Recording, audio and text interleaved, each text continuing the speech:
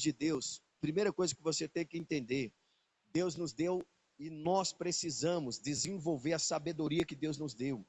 Deus nos deu sabedoria, sim. A palavra de Deus diz da seguinte maneira: se alguém tem falta de sabedoria, peça a Deus que Deus dá livremente. Então Deus ele nos deu. Como? Através de Cristo Jesus. Através da pessoa do Espírito Santo. Deus nos concedeu a sabedoria. Nós só precisamos desenvolvê-la na nossa vida. Então hoje eu quero dizer para você, e a mensagem é: busque sabedoria. A palavra de ordem de Deus para nós é: busque sabedoria. Amém, pessoal? Essa é a palavra de ordem de Deus para nós. Precisamos buscar a sabedoria. E isso está lá onde? Efésios. Carta de Paulo aos Efésios, capítulo de número 5. Vamos lá? Paulo, ele fala algo muito importante aqui para nós e eu quero compartilhar o que o Paulo falou aqui. É uma mensagem curta, rápida, mas objetivo. Efésios, capítulo 5. Nesse capítulo aqui, Paulo, ele dá uma série de mensagens aqui. Paulo fala sobre muitas coisas, né? Paulo, se você pegar o capítulo 5 e estudar com sabedoria, você vai ver que o Paulo aqui dá muitas mensagens, tem muitas lições para se aprender. Paulo começa falando no capítulo 5 que nós temos que ser, por exemplo, os imitadores de Deus como filhos amados. Então nós temos que imitar a Deus. Nós temos que realmente buscar saber como é que Deus quer que nós sejamos. Como Deus é, para que sejamos como Ele é. Então nós temos que ter essa preocupação. Como Deus é? Como que realmente que Deus é? Então é a primeira, a gente poderia aqui, dentro desse versículo aqui, que é o versículo 1, eu poderia aqui dar muitas mensagens aqui, né? Aonde eu posso dizer para você que Deus, ele é o quê? Santo. Se Deus é santo, então nós temos que ser santo como Ele é santo. Deus é amor, então eu tenho que amar como Deus, ele ama. Mas também Deus é justiça, então eu tenho que ser justo, buscar ser justo como Deus é. Então eu tenho que buscar ser justo como Deus é. Então cada vez aqui que a gente vai estudando, nós vamos aprendendo muitas coisas aqui. Mas esse não é o versículo tema da nossa mensagem de hoje, não. Porque lendo o capítulo todo, eu parei no versículo que é muito importante, que eu quero trazer aqui para você, que é o versículo de número 15. Vamos lá? Esse é o versículo que eu quero estudar com você. Versículo de número 15. Todos acharam?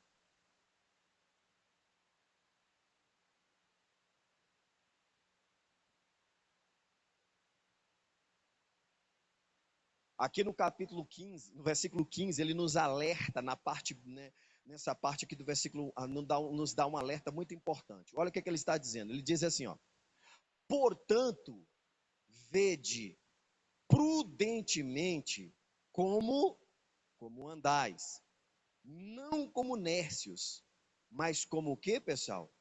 Mas como sábios. Então aqui está já o alerta de Deus para nós. Se no versículo 1, no verso 1 do capítulo 5, a Bíblia diz que nós temos que ser imitadores de Deus como filhos amados, então nós temos que realmente prestar atenção nesse alerta de Deus aqui para nós. E qual é o alerta de Deus para nós? Como é que nós estamos andando? Como realmente nós temos andado? Nós estamos andando como pessoas nércia. O que é a pessoa nércia? É a pessoa, a parte B do versículo está explicando. É a pessoa desprovida de sabedoria. É a pessoa que diz que é de Deus. É a pessoa que busca, de certa forma, dizer que serve a Deus, mas não busca ser ou fazer aquilo que Deus nos manda fazer. Ou seja, é uma pessoa desprovida de sabedoria. Então, a pessoa nércia é a pessoa desprovida de sabedoria. Ou seja, é uma pessoa que está andando dizendo, ou seja, eu sou de Deus, mas verdadeiramente as suas atitudes estão negando isso. Então ele diz, portanto, vede prudentemente como andais. Eu tenho que parar para ver como é que eu estou andando. Eu estou andando como filho de Deus? Eu estou andando como servo de Deus? E aí tem aquelas pessoas, pessoal, que a gente tem que ter um cuidado muito grande, porque isso é da natureza humana. Tem aquelas pessoas, muitas vezes, que elas vão buscar versículos isolados na Bíblia apenas quando convém. Nós temos que entender que nós temos que imitar a Deus, como verso 1, imitadores. Eu tenho que imitar a Deus, não é só naquilo que me convém. Eu tenho que imitar a Deus em tudo. é em tudo naquilo que Deus é. Então eu tenho que olhar para a palavra de Deus, e como eu disse, por exemplo, Deus é santo, então eu tenho que ser santo. Eu tenho que buscar viver uma vida de santidade. Eu tenho que andar como os servos de Deus que realmente buscam viver em santidade. Deus é santo. E se eu sou imitador de Deus, eu tenho que ser santo como Ele é. Eu tenho que andar em santidade. Aí, se Deus é amor, eu tenho que amar com o amor de Deus. Agora, cuidado, irmão, que as pessoas confundem o amor de Deus. As pessoas pensam que o amor de Deus é assim, aquele amor que fica passando a mão na cabeça do erro dos outros. O cidadão está errando, o cidadão está fazendo tudo que é errado. Ai, meu Deus do céu. Não, não está escrito isso na Bíblia, pelo amor de Jesus Cristo. A palavra de Deus diz: Deus ama o pecador, mas aborrece o pecado, aquilo que ele pratica. Deus ama o pecador, mas aborrece a prática do pecado. Então não vamos confundir, não. Porque tem gente que pega e muitas vezes confunde o amor de Deus. Deus não quer que ninguém. O Deus da Bíblia diz que Deus não fica feliz com a morte do ímpio. O que é o ímpio? Por exemplo, vamos falar mais uma vez aqui, abrir um parênteses rapidinho. Você acha que Deus ficou feliz, de certa forma, com tudo que aconteceu no Rio de Janeiro, pessoal? Você acha que Deus ficou feliz? Mas eu vou usar isso agora para ficar fazendo. Não, opa, vamos interpretar direito.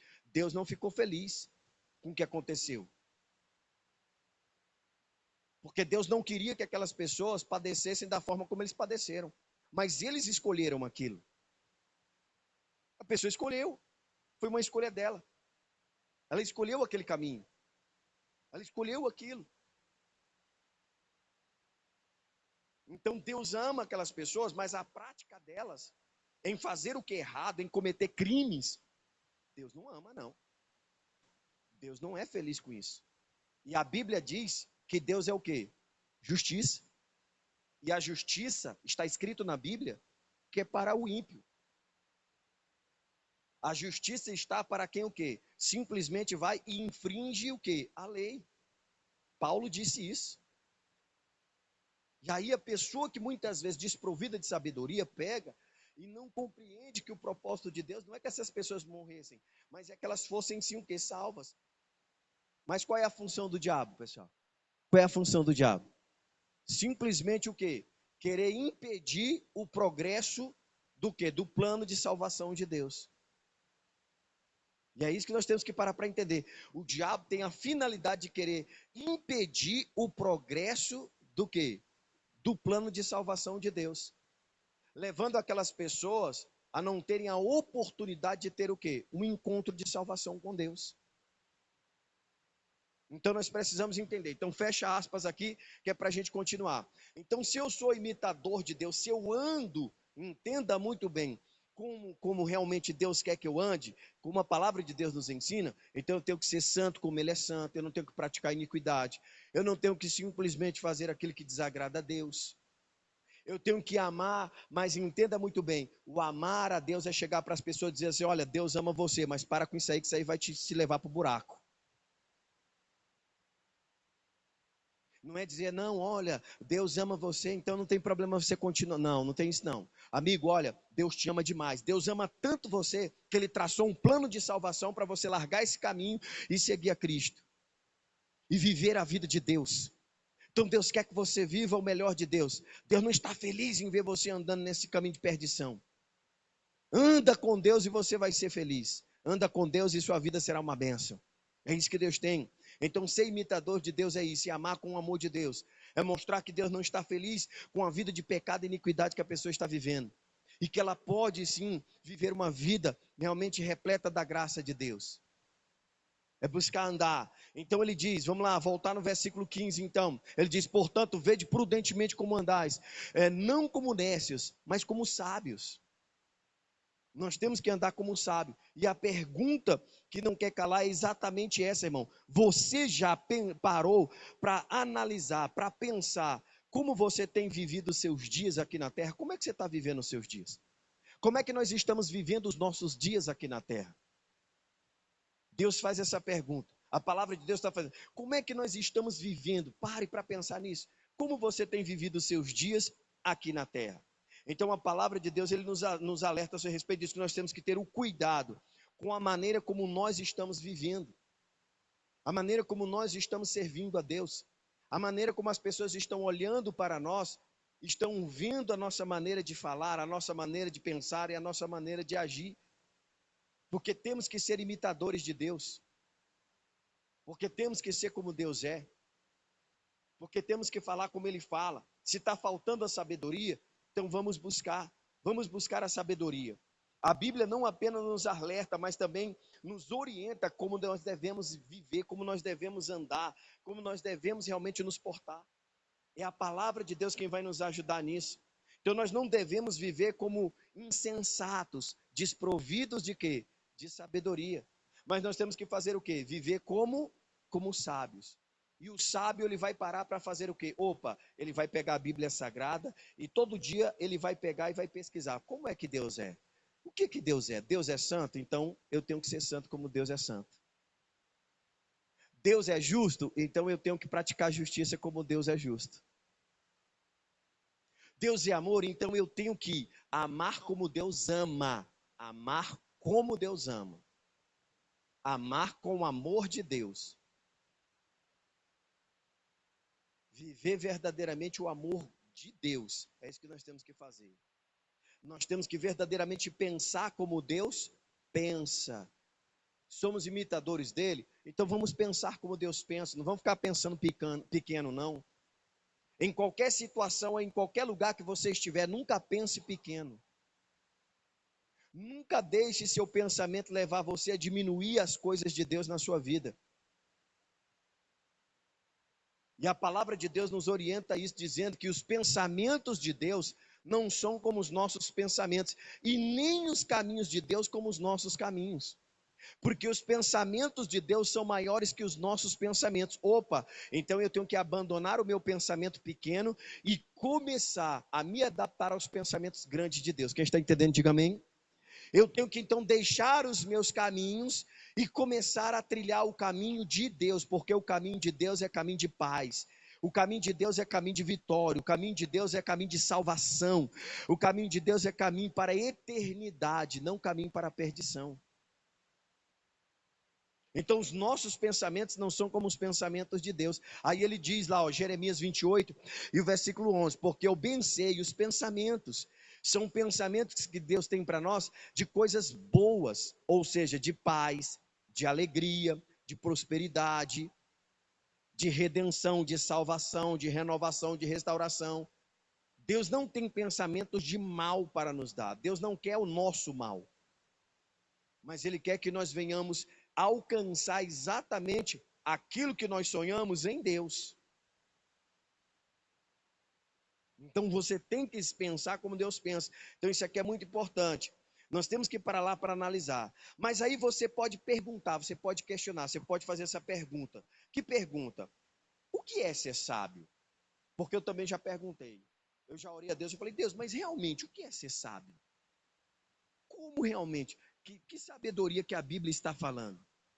A gente conhece, por exemplo, na história, tantas pessoas sábias aí, né? Einstein, não sei mais quem, e não sei mais quem. Eu vou ficar citando o nome dos outros aqui, mas quanta gente, não, fulano com a teoria não sei do que, fulano com a teoria não sei das quantas, fulano com não sei das quantas. Quantas pessoas sábias. É desse tipo de sabedoria que a palavra de Deus está dizendo? É desse tipo de sabedoria que Deus aqui está falando para nós? Não. A sabedoria, ser sábio, verdadeiramente aqui, é viver, irmão, como Deus espera que nós venhamos viver. Segundo o quê? Segundo a sua palavra. É isso que a gente precisa fazer. Ser sábio é você simplesmente buscar na palavra de Deus tudo aquilo que você precisa para nesta terra você viver o melhor de Deus. Aí, olha que coisa interessante, o versículo de número 16, olha o que diz o versículo de número 16, ele diz assim, ó, remindo o tempo. Então, olha que coisa interessante, ele diz no versículo 15, a última parte do versículo 15 é, que nós temos que ser o quê? Que nós temos que ser sábios, não andar de qualquer jeito, não andar como pessoas que não têm sabedoria, mas andar com pessoas sábias. E aí ele está dizendo que a pessoa sábia, o que ela vai fazer no verso 17? Ela vai remir o tempo. Você sabe o que significa a palavra remido? Remido significa aproveitar. Remido significa você pegar, opa, peraí, deixa eu segurar aqui, deixa eu catar aqui, não deixa, é não perder, ou seja, remir aqui é aproveitar o tempo. Aproveite o tempo que você tem, que Deus tem nos dado. Vamos aproveitar os tempos bons que Deus tem nos dado. Vamos aproveitar os melhores momentos da nossa vida com Deus, irmão. Aproveite o seu melhor momento com Deus. Aproveite os melhores dias da sua vida com Deus. Aproveite os melhores momentos da sua vida na presença de Deus. Porque se você aproveitar o seu tempo na presença de Deus, você pode ter a certeza que quando vier, e aí ele diz aí, ó, por quantos dias são maus. Então nós temos que aproveitar os dias bons que Deus tem nos dado. Nós temos que aproveitar os momentos bons com Deus que Deus tem nos proporcionado. Aproveite os momentos bons que Deus tem proporcionado a você. Aproveite os momentos bons que Deus tem proporcionado para você viver com a sua família. Cuidado, porque os dias são maus, mas quem pode fazer o dia se tornar pior ainda, somos nós com as nossas atitudes erradas. Nós com as nossas atitudes erradas, nós podemos tornar os nossos dias pior ainda. Aquelas pessoas que muitas vezes, pessoal, não entendem que o tempo é precioso. E o tempo é algo, irmão, que nós não conseguimos muitas vezes trazer de volta. Ele passou. O nome já está falando, tempo. Então aproveite os melhores momentos da sua vida com Deus e com a sua família. Aproveite os melhores momentos que Deus tem dado a você. E não deixe muitas vezes determinadas situações tirar de você o seu momento em paz com a sua família. É aquele cidadão que não aproveita muitas vezes o seu momento em paz com a sua casa. O cidadão prefere muitas vezes criar uma situação constrangedora dentro de casa. O cidadão prefere muitas vezes pegar aquele tempo onde ele poderia ignorar um momento de discórdia, um momento de briga, um momento às vezes de dissensão e promover uma alegria, uma paz, da qual ninguém vai tirar dele, para viver simplesmente emburrado, amoado, chateado, fechando a cara para tudo, para todos. Você está perdendo um tempo precioso, meu filho. Você está achando que isso aí vai fazer o que com você? Aí depois fica, ai meu Deus, ai meu Deus. Meu Deus, o quê, irmão? Dá licença, pelo amor de Jesus Cristo. Para com isso, meu. Você acha que você vai recuperar esse tempo? Aonde? Você não vai recuperar mais esse tempo, não. É um tempo perdido. É uma oportunidade. Eu falei aqui domingo que depois está lá. É onde você vê os escandalosos na beira do caixão, remoendo um remorso. Arrependimento não. Remoendo um remorso. Arrependimento não. Porque depois que o cidadão se vai, não adianta você querer ficar lá no caixão chorando, rasgando a roupa. Ah, eu quero ir junto, deixa eu entrar junto. Vai adiantar de nada, meu filho. Já foi.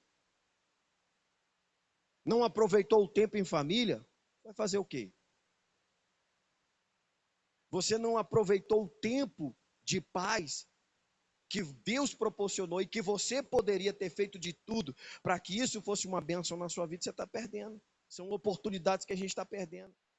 O marido que não aproveita o tempo com a sua esposa, mas gosta de chegar em casa dando coice como se fosse um cavalo, um jumento montês. Poxa, irmão. Cidadão passa o dia todo fora. Ah, pastor, mas o senhor falando parece que é fácil. Não, realmente eu sei, não é fácil não. Não estou dizendo que eu não falei de facilidade aqui. Não estou falando de facilidade. Eu estou falando de capacidade de buscar sabedoria para que essas coisas aconteçam na nossa vida. Que nós venhamos conseguir, com a sabedoria que Deus nos dá, realmente sermos aquilo que Deus espera que nós temos que ser com a nossa casa, em nossa casa. Eu sei que não é fácil, irmão. Mas não traga problema da rua, não traga problema do trabalho, não traga desavença para dentro da sua casa, não. Não saia descontando nos outros uma frustração que você teve com o seu patrão lá no seu trabalho, não. Aprenda a colocar um latão de lixo, com um sacão de lixo lá na porta, lá na porta não, bem na entrada da sua casa mesmo, na rua. Aí quando você chegar, você vai se despedir de tudo aquilo, joga lá dentro. E quando você entrar na sua casa, você esquece lá fora. Aproveite o seu tempo com seus filhos.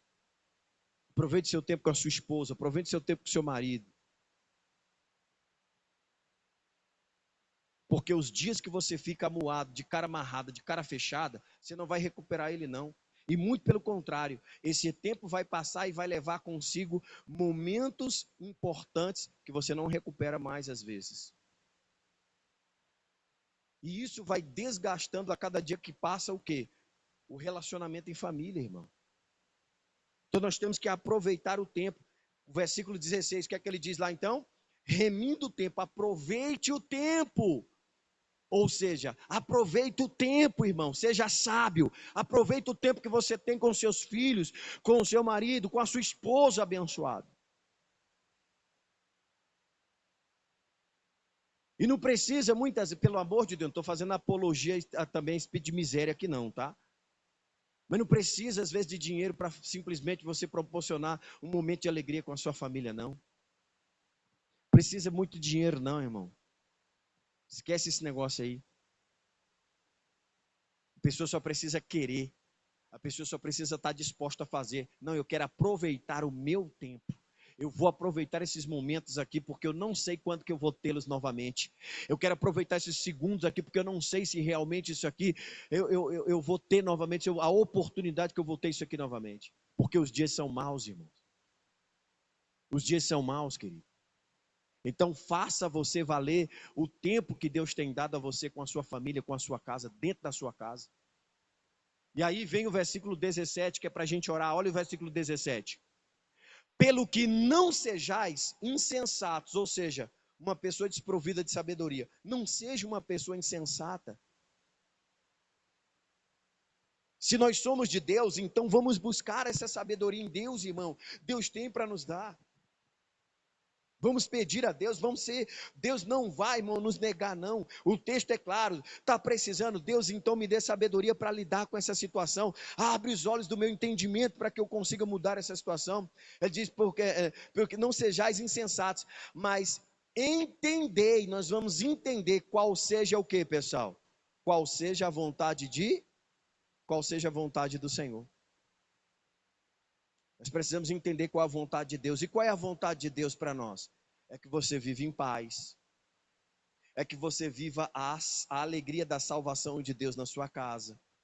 É que a sua família seja o quê? Salmo 128. Vamos lá. Olha aqui, ó, Salmo 128. Qual é a vontade de Deus então? Está ali, ó. Para que você não seja insensato. Vamos para o Salmo 128. Aí esse texto aqui explica isso para nós aqui de uma forma muito bonita. Quando nós buscarmos compreender a vontade de Deus, nós vamos estar buscando viver como sábios. E é isso aqui, ó. Bem-aventurado aquele que teme ao Senhor e anda nos seus caminhos. Aí o que é que vai acontecer? Aí vem aí, ó, olha que coisa bonita. Pois comerá do trabalho das tuas mãos.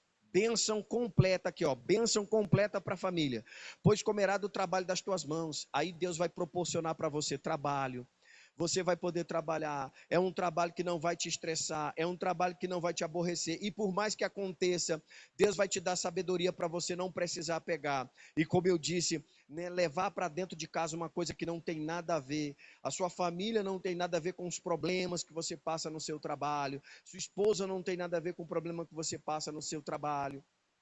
Então ele vai proporcionar a você um trabalho que vai te alegrar, um trabalho que você vai prosperar, um trabalho da qual realmente você vai ser feliz, pois comerá do trabalho das tuas mãos, feliz você será e te irá bem. Então tem 3 segredos aqui. Primeiro, a porta de emprego, Deus vai dar trabalho para você, não vai faltar trabalho para você, a não ser que você queira ser desempregado mesmo, ser aquela pessoa que não quer trabalhar, isso aí não é de Deus não, viu? Está amarrado isso aí, expulsa esse demônio aí. Aí diz aí, ó, pois comerá do trabalho das tuas mãos. Segunda coisa que ele diz aí, ó, feliz será, ou seja, será um trabalho que você terá alegria. Você vai dormir sossegado, acordar, disposto a ir trabalhar.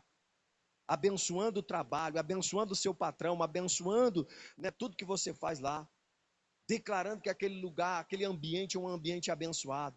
Segundo, terceira coisa, e tira bem, aí você vai ser bem sucedido, você só vai crescer lá dentro, Deus só vai dar a oportunidade de você crescer. É um trabalho que vai realmente reconhecer, sabe o quê? Aqui, ó, tudo aquilo que você faz. É um lugar onde o que você faz ali dentro vai ser reconhecido. Deus vai fazer com que você seja reconhecido. E aí isso vai refletir aonde? Verso de número 3. Onde vai refletir agora, ó? A tua mulher. Aí está falando da tua esposa. Amém, gente? Aí está falando da tua mulher. E também, isso aqui é vice-versa, tá? Tanto a sua mulher como o seu marido aqui, ó. Então, tanto a sua mulher como o seu marido. A tua mulher será como uma videira frutífera ao redor da onde, pessoal? Ao redor da tua casa. Olha que bênção. Uma videira frutífera ao redor da sua casa. Ou seja, uma árvore que vai dar frutos. E ainda frutos o quê? Viçosos e gostosos, né? Que a videira, o fruto dele é muito gostoso demais, gostoso demais. Aí ele diz aí, ó, os teus filhos como a planta da oliveira. Aí está falando sobre o quê? A bênção do Senhor, a unção de Deus sobre os teus filhos. Filhos abençoados, filhos cobertos de unção, cheios da unção e da virtude. Porque qual é o fruto do fruto da oliveira? Nós extraímos o quê, pessoal?